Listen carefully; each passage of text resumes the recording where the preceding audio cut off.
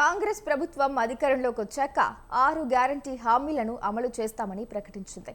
వాస్తవంగా అందులో కొన్ని మాత్రమే ప్రారంభించి మిగతావి పెండింగ్లో పెట్టింది. పెండింగ్లో ఉన్న పథకాలను ప్రారంభించాలంటే ప్రస్తుతం ఉన్న ఆర్థిక వనరులు సరిపోవడం లేదంటుంది ప్రభుత్వం.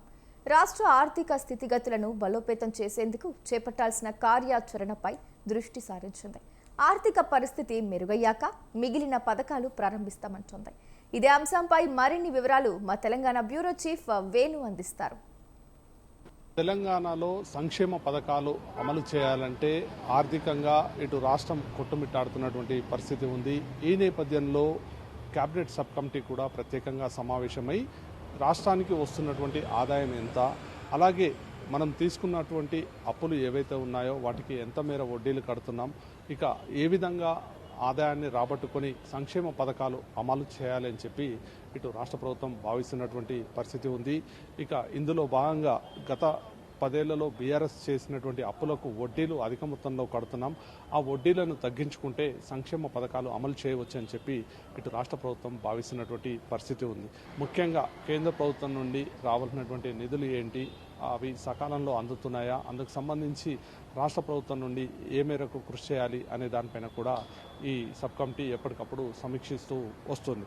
ఇక మరోవైపు రాష్ట్రంలో ఉన్నటువంటి ఆదాయ వనరులపై ప్రధానంగా దృష్టి సారించింది రాష్ట్ర ప్రభుత్వం.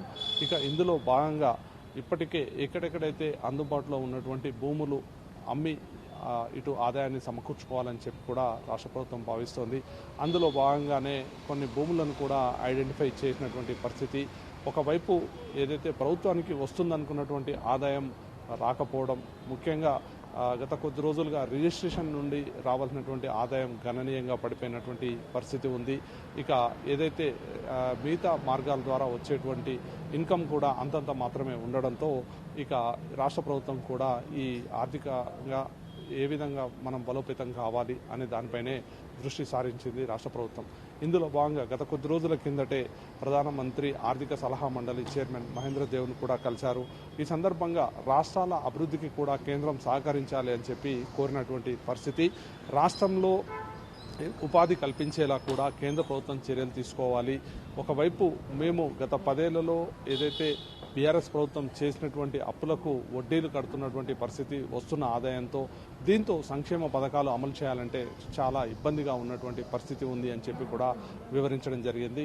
ఇక ముఖ్యంగా రాష్ట్రానికి సంబంధించి ఏదైతే ఈ రీజనల్ రింగ్ రోడ్ లాంటి తీసుకువచ్చాక ఉపాధి మార్గాలు మెరుగుపడితే ఇటు రాష్ట్రానికి రావాల్సినటువంటి ఆదాయం కూడా మెరుగుపడుతుంది. అప్పుడు మేము మరింత సంక్షేమ పథకాలు అమలు చేసే విధంగా ఉంటుంది అని చెప్పి కూడా గత కొద్ది రోజుల కిందట ఇటు ఆర్థిక శాఖ ముఖ్య కార్యదర్శితో ఇటు ముఖ్యమంత్రి రేవంత్ రెడ్డి, ప్రధానమంత్రి ఆర్థిక సలహా మండలి చైర్మన్ మహేంద్ర దేవ్ను కూడా కలిసి చర్చించడం జరిగింది.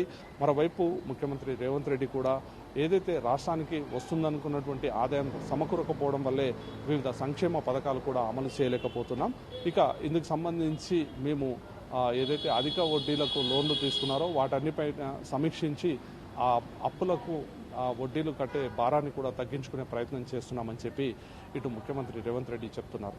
ఇక ఆర్థిక పరిస్థితిని గాడిలో పెట్టేందుకే ఇక కేబినెట్ సబ్ కమిటీ సమావేశం ప్రతి 15 రోజులకు ఒకసారి నిర్వహించి ఇక రాష్ట్రంలో ఈ సంక్షేమ పథకాలు అమలు చేయాలన్నా ఇటు ఆదాయాన్ని సమకూర్చుకోవాలి, ఆదాయాన్ని సమకూర్చుకొని ఇటు రాష్ట్ర ప్రభుత్వం ఖర్చు చేయాల్సినటువంటి పరిస్థితి ఉంది.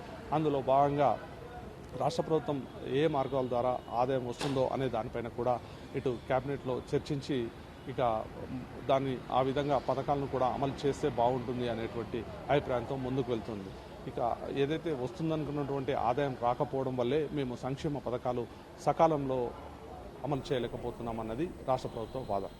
కెమెరామెన్ జానకిరెడ్డితో వేణు, స్వతంత్ర టీవీ, హైదరాబాద్.